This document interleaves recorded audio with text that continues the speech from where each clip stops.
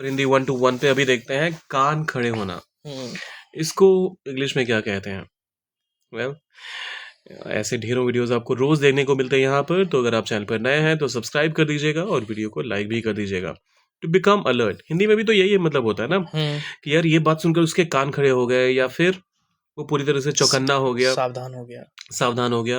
अब एग्जाम्पल के लिए अगर कुछ ऐसा सेंटेंस आपके पास आ जाए, उस आवाज पर मेरे कान खड़े हो गए, तो दैट साउंड, उस आवाज की बात हो रही है। That sound made me, make someone do something. तो ये क्या होता है? हमारा कॉजेटिव वर्ब, जो खुद नहीं करता लेकिन कोई और एक्शन को के होने की बात करता है। ठीक है। सो कॉजेटिव वर्ब। एग्जाम्पल ये मिल ही रहा है आपको। That sound made me alert, alert, ALERT। That sound made me alert, that sound made me alert. या फिर आप ये कुछ यूं भी कह सकते हैं, आई बिकेम, हालांकि ये थोड़ा सा ऑफलाइन हो जाए, मतलब जो हम कवर कर रहे हैं उसे थोड़ा सा डिफरेंट हो जाएगा, लेकिन आई became alert after hearing this sound. अरे अलर्ट हो गया तो आफ्टर हियरिंग दैट साउंड। ठीक है, ये थोड़ा सा अलग है। मेरे कान खड़े हो गए, मैं सावधान हो गया। तो टू बिकम अलर्ट का भी इस्तेमाल किया जा सकता है apart from to make someone alert.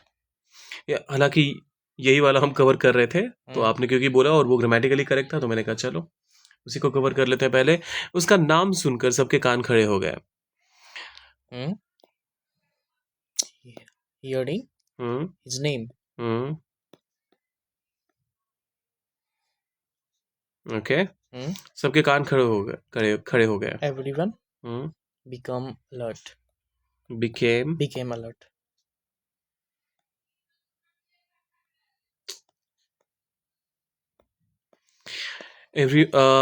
hearing his name, everyone became alert।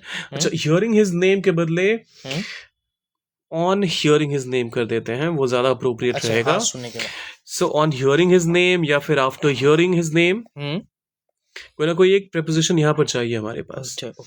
ठीक है, so after hearing his name everyone became alert, या फिर on hearing his name everyone became alert।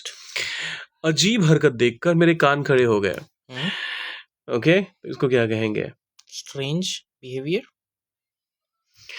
Okay, I became alert, मैं सावधान हो गया अजीब हरकत देखकर। After seeing that bizarre। ठीक है, हरकत के लिए आप एक्ट कह सकते हैं, बिहेवियर कह सकते हैं, यहाँ बिजार के बदले वियर्ड कह सकते हैं। बिजार को अवॉइड ही करिए, बिजार बड़ा ही एक मतलब है तो करेक्ट वर्ड, उसमें कोई दिक्कत नहीं है, लेकिन ये बहुत ही अपना जो पेज 3 आर्टिकल्स वाली जो लैंग्वेज होती है ना, उसमें इसका बिजार का इस्तेमाल ज्यादातर होता है। आम भाषा में आप और मैं बहुत कम बिजार बोलते हैं। So I became alert seeing that bizarre behaviour. यहाँ ये भी हमने पहले कवर किया हुआ है। OUR ब्रिटिश, और अगर यू हटा देते हैं तो वो हो जाएगा अमेरिकन। तो डिपेंडिंग ऑन योर चॉइस और your preference, you can select the appropriate spelling. I became alert after seeing that weird behavior. I became alert after seeing that weird behavior. उसके कान हमेशा खड़े रहते हैं। सोचिए इसको क्या कहेंगे इंग्लिश में। ऑब्वियसली यहाँ पर बिकम का इस्तेमाल नहीं हो पाएगा, क्योंकि हम एक ऐसी चीज की बात कर रहे हैं जो हमेशा रहता है, तो बिकम का इस्तेमाल तो आप कर ही नहीं सकते। बाकी पूरा सेंटेंस आप कीजिए ट्रांसलेट, डालिए कमेंट सेक्शन में, और जाने से पहले सब्सक्राइब, लाइक और शेयर कर दीजिएगा। मिलता है जल्दी।